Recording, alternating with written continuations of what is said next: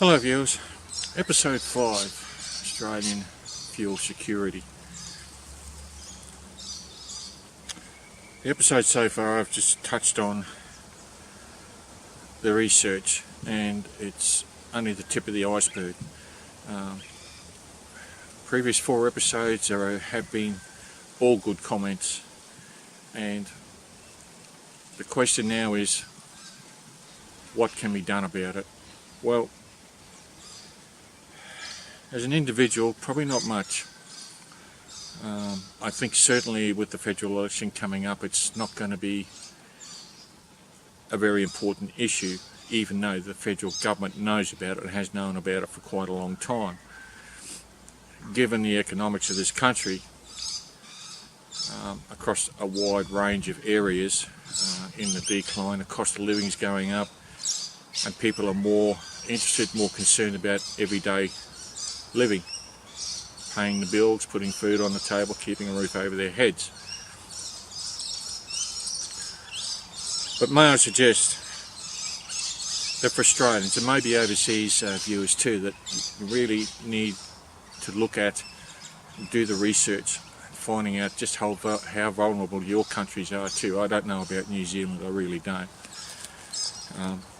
But OECD countries, wherever you're living, look into it. The only thing I can say to the Australian people is, and it's not fear-mongering, this is research I've dug up, and it's warbles on a lot that really hit this off May last year. There has been some mainstream media reports on it, namely the ABC News, which a lot of people don't really watch. There have been some press statements, releases. But what I'm saying is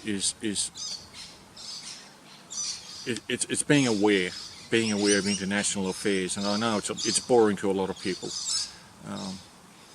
Australia's at the butt end of the planet, stops the wobble and all that sort of thing, and generally Australians are still in the mindset that whatever happens around the world, it doesn't have a great impact on us. Well, history teaches us that it does. So, what can Australians do? Well, be wise, be aware, keep up with current affairs, topics on overseas geopolitical situation.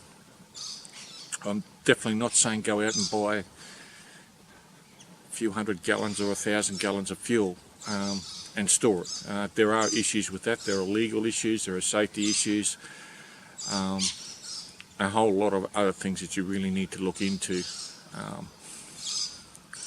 But at the very least, if you can, it's a case of not reacting to a situation when it happens. A bit of foresight, awareness again. The Australian government has a reputation of reacting to a situation rather than preventing a situation, and we've seen that across a whole gambit of social issues, economical issues, health issues, education issues in this country, let alone international affairs. So if you can, and the price of fuel is very high in this country, keep your tanks topped up. Maybe keep a couple of jerry cans of fuel on hand. Whichever way you do it, whatever way you decide, fuel, if things go sideways, is going to be a finite resource. The recommended storage in this country is 90 days. It's not a long time, particularly if you've got an international incident that may not be sorted out in 90 days, and certainly the price of this stuff is going to go through the roof. So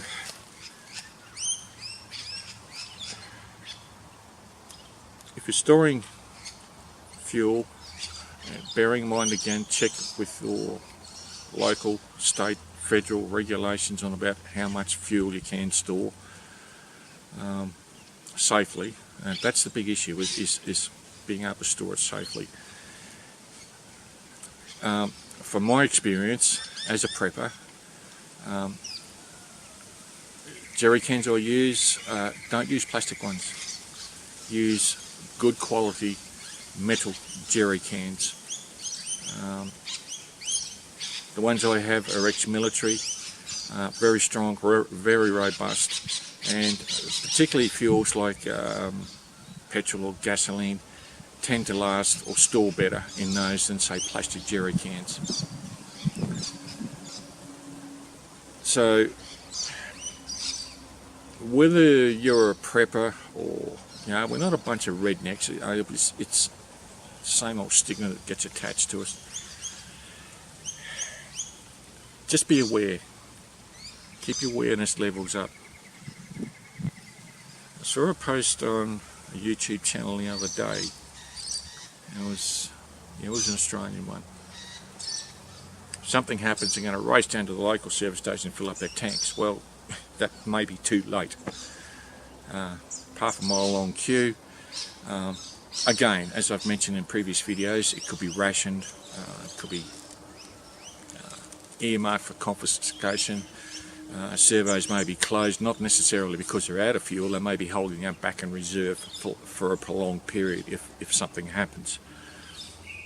So just be aware. Certainly if a situation arises where you've got to look at your fuel consumption, your requirements, then you're going to have to prioritise, because you don't know when you can get to the nearest gas station to fill up your tank again. You don't know when or how long you can refill the couple of jerry cans you've got sitting in the garage. I'd like to say special thanks to Warbles on a lot. As mentioned in the previous video, he brought this to a head in May last year. There have been some mainstream press releases, but it hasn't received a high profile compared to other things in this country that are going on and need to be fixed. Social media platforms, yes, that's probably another way of at least making people aware. Maybe Australians could lobby the state and local members and their electorates about this problem. I know there are far more important issues, generally speaking, that are concerning people in Australia today. However, we've got to think about if fuel supplies become disrupted to the point where it's going to be hard to get, very expensive to get, then it means a lot of lifestyle changes are going to affect you. How you get to work, how you get the kids to school, how do you pick them up, after school activities, supermarkets, recreational activities, whether you can get in your car and go to the nearest public transport terminal, catch a train or a bus, something like that. So there are a lot of things to consider. Unfortunately, Google Plus is closing down in April this year, I think it is. They've sent notification out. So probably the most popular media platform on a national scale, international scale, is Facebook. So if you're interested in this video series, please have a look at it. By all means, do some more research. I've barely scratched the surface. A lot of people have come out with a lot more research in this video series, and it may help people to become more aware of the situation, if nothing else. It may hit mainstream media if enough attention is brought to it. I don't know. I really don't know. I'm not leading the push. I've just become more aware of it, and have been aware of it for quite some time, even in a natural disaster situation where fuel supplies were low. So this playlist series, I'll leave it open to see what happens with further developments. on this topic. For the time being, episode 5 is the last episode I'll do so far on this playlist. There are a lot of other issues that I want to address, and in the prepper community, we're not a bunch of Rambos going out raping, pillaging, plundering and all this sort of stuff. There are some out there, but I mean, you know, it comes down to common sense. And it goes back to the days of my parents and grandparents. Grandparents lived through the Great Depression. Back when I was a kid, you know, used to have pantries of food and fuel stocks and that sort of thing. In rural areas, fuel stocking is probably not such an issue because a lot of farmers' machinery uses it, and they've got to keep a reasonable supply of fuel stocks on hand. So, for Australians, please do the research, make your own decisions, make your own informed decisions about what to do. And this really needs to become more public, and the politicians really need to sit up and take notice of what the public is saying. After all, that's what they're supposed to be all about.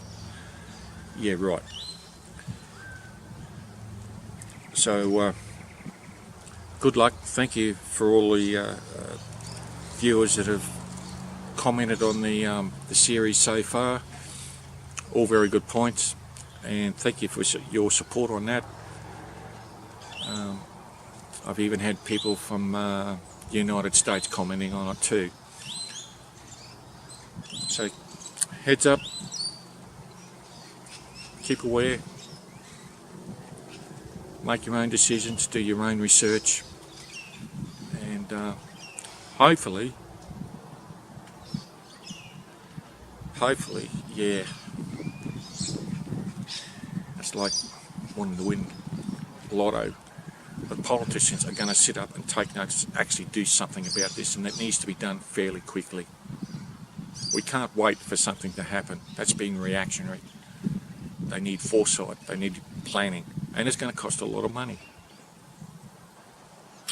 Thank you viewers for watching, and there'll be other episodes on this as things develop. There are a number of other topics I want to talk about, and yes, it's times like this you sit down as a prepper, where it's not all about how to light a fire, filter water and that sort of thing. Yes, they have very important skills, but you also have to be aware of things that are going on around you in your country, economically, politically, overseas, the same thing, where things are heading. Globalisation, wonderful stuff. Everybody wanted it, they got it. But a lot of bumps in the road and kinks that have happened, and history has taught us that. Yet, we have governments and people who have not learnt from those mistakes and done something about it. This is what I'm hoping to impart on anyone that's viewing these videos, on a personal level, but also on a national level or international level. I'm not saying go and kick down the doors of Parliament House and have demonstrations in the streets. It needs to be highlighted, and there's a right and wrong way to do that. But if enough people hit the social media platforms with it, the politicians have got to take notice. I mean, some of them have their own Facebook accounts anyway, and Twitter's another one. You know, Twitter's a flavour of the month with everybody in the international political scene. Yeah. But please think about it. Make your own decisions, and peace.